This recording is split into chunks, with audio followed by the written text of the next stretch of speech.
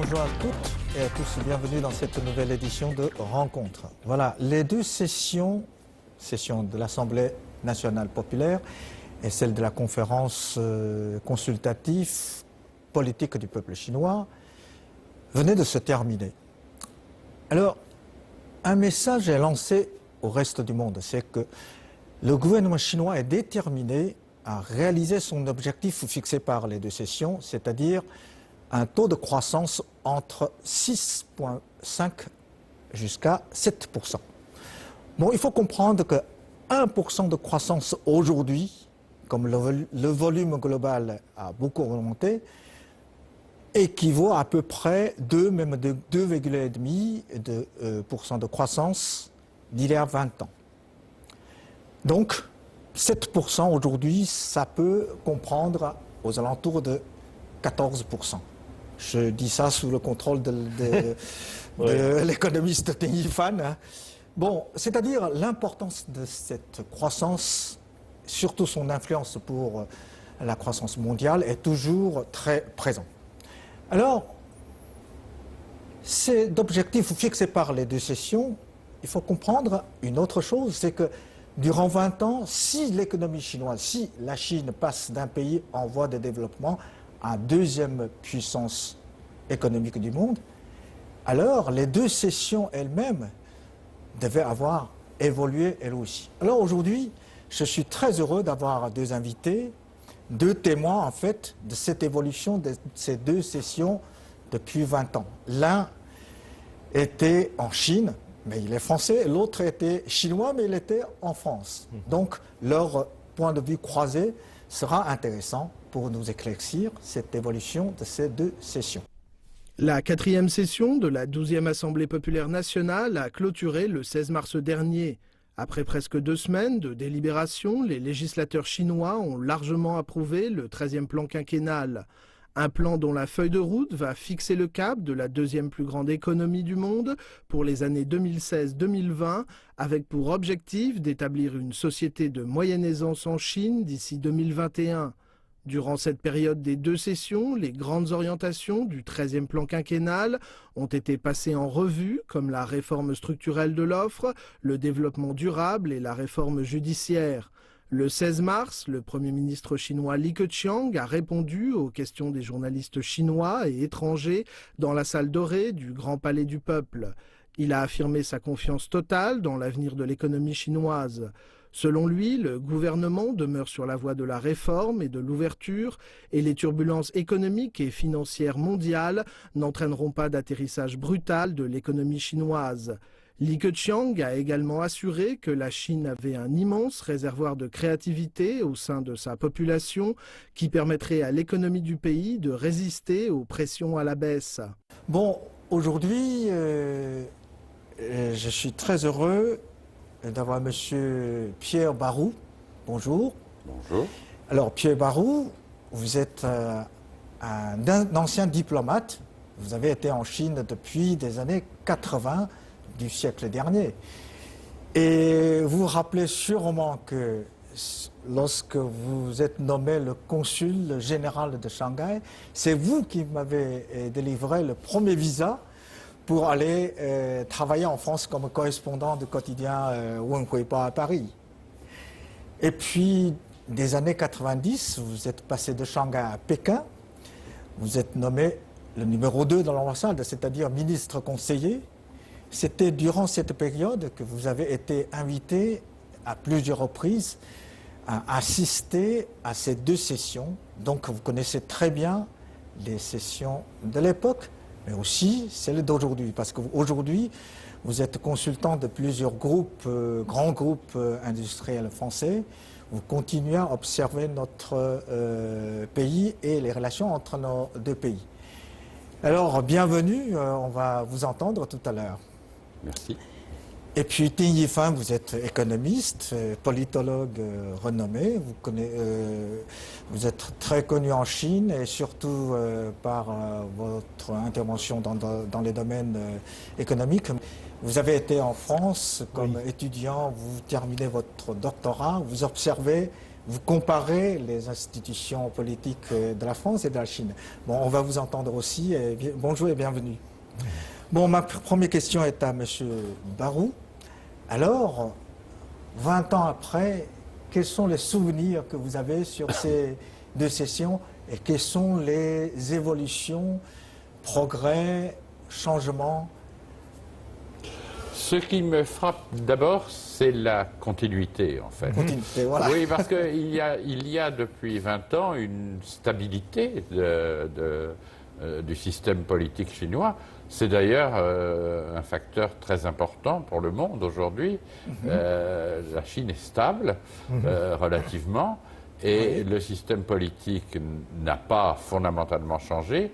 Donc, au fond, en écoutant le Premier ministre Li Keqiang, je me disais, il y a une stabilité, il y a une continuité, c'est la compétence technique de ces dirigeants.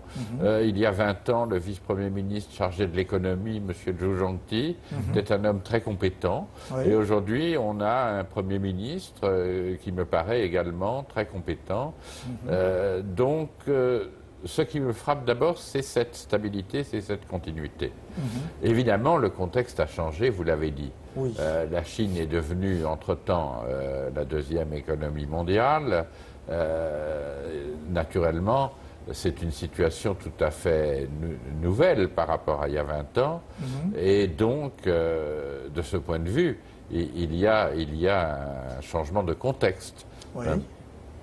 Mais, je vous écoute. Non, continue. Mais voilà, donc, ce qui est important, et ça c'est un élément à la fois de continuité et de changement, c'est que le gouvernement chinois, au cours de ces 20 années, en voyant les rapports successifs de ses dirigeants, a poursuivi une politique de réforme et d'ouverture qui avait été initiée dès la fin des années 70.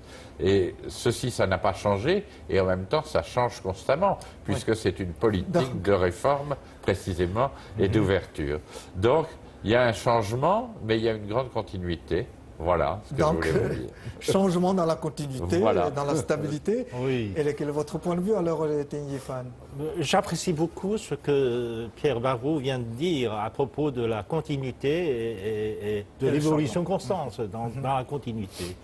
En fait, oui, il n'y a pas de changement fondamental dans le système politique chinois. Et donc, il y a une continuité. Mais si on regarde, par exemple, le rapport du gouvernement de toutes les grandes assemblées, de toutes les grandes sessions, eh bien, bien sûr, à chaque période différente, la priorité du travail du gouvernement change. Par exemple, selon le contexte parce que le international. contexte change, l'économie mondiale évolue et aussi les priorités du gouvernement chinois évoluent. Donc il y a 20 ans, la stabilité et la croissance était aussi une grande motivation du travail du gouvernement. Mais cette année, il y a aussi, le gouvernement chinois fait face à une situation extérieure, intérieure, un peu compliquée et difficile. Donc là aussi, le Premier ministre Li Keqiang, comme fait à l'époque le Premier ministre Zhu Rongji, etc., on fait des analyses d'une situation assez compliquée et difficile. Il y a des similitudes parce que l'économie mondiale, à l'époque, traversait aussi une période d'instabilité et de difficulté. Il y avait la crise asiatique. Et cette année, c'est aussi, cette année, l'économie mondiale fait face à une situation très très compliquée. Et vous avez des pays qui appliquent le taux négatif nominal d'intérêt. Et c'est quelque chose inimaginable dans le passé. Parce que théoriquement, c'est contraire au comportement humain. Je vous prête l'argent et je devais vous payer les intérêts, c'est incroyable. Et cela montre que vraiment, on ne sait pas très bien gérer cette économie aussi compliquée. Mais il y a sûrement dans la continuité, sûrement des changements, parce que la politique d'un pays en voie de développement et la deuxième puissance économique, ça ne peut pas être le même. Et surtout, c'est, comment dirais-je, la Chine aujourd'hui, il avait 20 ans. un taux de croissance de deux chiffres, c'était comme automatique. Et aujourd'hui, il faut tout faire pour avoir 7%. Et quel est votre point de vue? Est-ce que ce sera vraiment difficile à atteindre ou... Je crois que la question n'est pas d'être optimiste ou pessimiste. Compte tenu de la place de la Chine dans l'économie mondiale aujourd'hui, qui joue un rôle important de locomotive de l'économie mondiale, ce n'est pas la seule locomotive, hein. Il y en a d'autres naturellement, mais c'est une locomotive importante, la Chine. Les États-Unis jouent un rôle fondamental, mais du fait de ce rôle mondial de l'économie chinoise, il est normal qu'à l'étranger, on s'interroge si on voit que le modèle de croissance chinois doit évoluer, la croissance est plus difficile à atteindre. Alors naturellement, ça provoque des réactions dans les marchés et dans les médias qui sont parfois excessives, mais au fond, cette préoccupation, elle est naturelle, surtout dans un moment où, comme le disait M. Dingifan, l'économie mondiale traverse une passe difficile. Donc on s'inquiète. Ça, c'est normal. Mais le gouvernement chinois, depuis 2011, avait déjà annoncé que son objectif de croissance allait être ramené à 7% par an. Donc la situation de 2015 à 6,9 en elle-même, si on y réfléchit, n'a pas de raison de nous inquiéter particulièrement. Alors le changement de modèle n'est pas facile, on voit bien. L'activité manufacturière souffre, évidemment, puisque la demande extérieure a diminué, puisque les autres pays traversent des crises, donc la demande extérieure baisse, l'activité manufacturière souffre. Et tout le monde a dit que la Chine voulait changer de modèle, d'une croissance davantage reposant sur la consommation intérieure, mais même avec le développement d'une importante classe moyenne, tout cela ne se fait pas en un jour. Et donc ça provoque d'importantes mutations.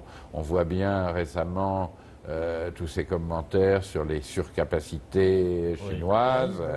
Il est clair que ça va créer un chômage important. Le gouvernement chinois va mettre beaucoup de moyens, comme nous l'avons fait. Souvenons-nous de la fermeture des houillères en France. Ça a duré plusieurs dizaines d'années et ça a coûté beaucoup de milliards. Donc le gouvernement chinois est conscient de tout ça et il prend les mesures pour accompagner cette évolution. Mais rien de tout cela n'est simple et donc bien entendu il y a des défis nouveaux. Néanmoins, la Chine a tellement d'atouts, elle est devenue, c'est ce qui l'a porté au niveau économique où elle se trouve, l'atelier du monde, et donc elle dispose par exemple d'une des infrastructures industrielles les plus modernes du monde. Il y a beaucoup d'usines en Chine sont, même les usines des groupes internationaux, parfois l'usine la plus moderne d'un grand groupe international, elle se trouve en Chine, tout simplement parce qu'elle est plus récente. Moi, ça, c'est pas une information que tout le monde connaît. Je crois qu'en France, en général, les gens pensent toujours que la Chine est un pays, du point de vue technique, très en retard. Oui, mais les investissements étrangers qui ont joué un rôle très important dans le développement de la Chine, notamment dans le domaine industriel, y ont amené des techniques et des infrastructures récentes et donc de qualité.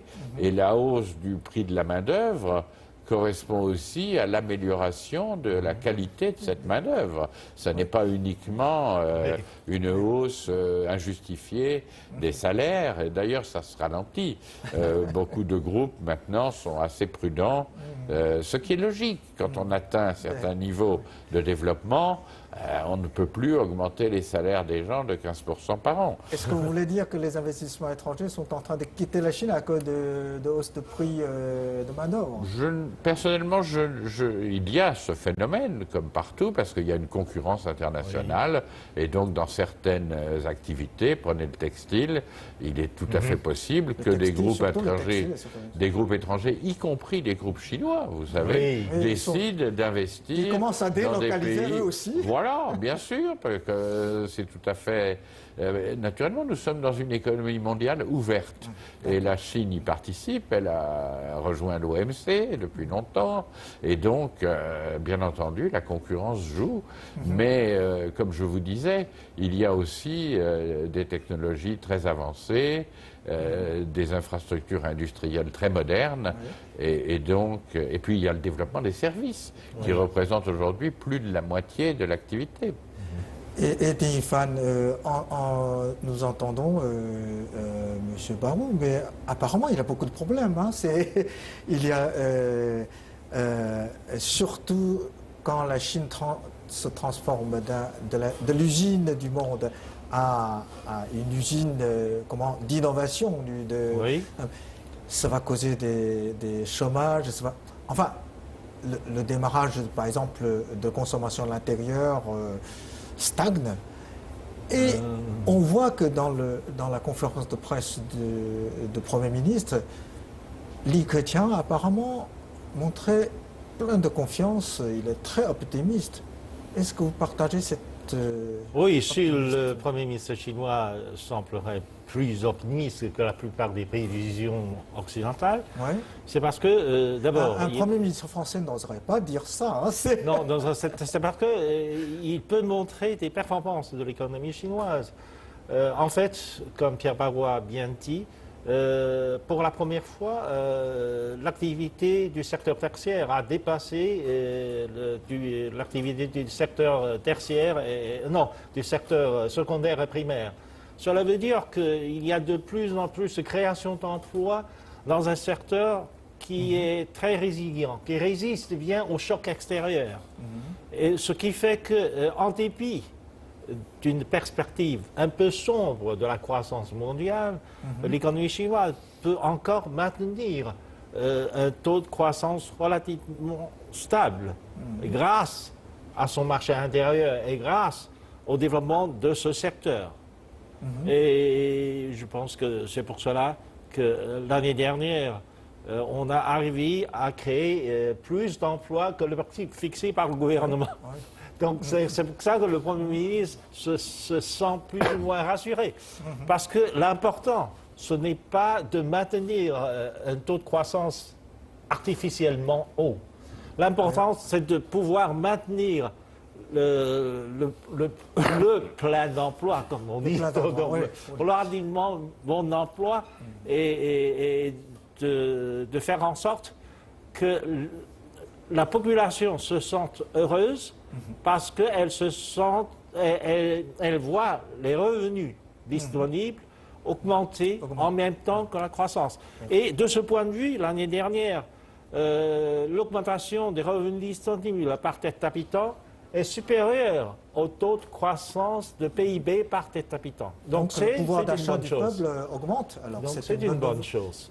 Et étant un observateur historique, extérieur, on voit 20 ans, quel est le problème le plus important pour l'économie chinoise, selon vous, actuellement? Aujourd'hui, comme nous l'avons dit, il y a de nouveaux défis. Naturellement, après une croissance aussi rapide, on voit bien que le problème de la pollution, par exemple, est très grave. Et le gouvernement chinois, d'ailleurs, prend des mesures, c'est ce que nous disions tout à l'heure, en décidant la fermeture de certaines mines, de certaines centrales. Donc, ces mesures sont souhaitables. Elles vont mettre beaucoup de monde, effectivement, au chômage. Donc, ça, c'est certainement le problème de l'heure, le plus important. Mais on a le sentiment, une fois encore, d'avoir un gouvernement qui est conscient de ces problèmes, qui en parle et qui prépare des politiques pour y répondre. Naturellement, ça n'est jamais facile, mais en tout cas, on n'a pas l'impression qu'il y ait un aveuglement, au contraire. On parle des problèmes et on essaye de les résoudre. Donc il n'y a pas de panique. C'est bien, il y a un pilote dans l'avion. Non, au contraire. Aussi bien dans le rapport du gouvernement expliqué par le Premier ministre, que dans sa conférence de presse, Oui. Li Keqiang a insisté plusieurs fois sur les quelques points chauds d'investissement. Parmi les points chauds d'investissement, la dépollution, c'est-à-dire l'investissement dans le domaine de dépolluer des terrains, de dépolluer l'air, etc., pourrait consister à l'investissement de l'avenir. Et ça aussi, la pollution a créé des dommages à cette économie. Mais maintenant, il faut redresser la situation, il faut faire en sorte donner aussi l'occasion. C'est ça. Et la dépollution consiste dans l'avenir, l'objectif de l'investissement dans les 5 années à venir. Quand on parle de la pollution, on ne peut pas oublier le COP21 parce que c'est un exemplaire de la coopération internationale entre la France et la Chine. Oui, tout à fait. La Chine a joué un rôle important pour Le cette succès, conférence. oui, le succès de cette Le conférence. succès, nous verrons, mais en tout cas, nous En l'espérons. comparaison avec Copenhague, Voilà. avec, ça c'est un succès incontestable. En tout cas, on ne peut que l'espérer. Mais la Chine, du fait de son développement, est évidemment un des principaux pollueurs mondiaux. Et ça ne va pas s'arrêter, puisque, par définition, la poursuite de son développement économique va nécessiter plus d'énergie. C'est d'autant plus important que le gouvernement chinois prenne les mesures dont nous parlions pour pouvoir poursuivre son développement économique sans, en ralentissant l'augmentation des facteurs de pollution.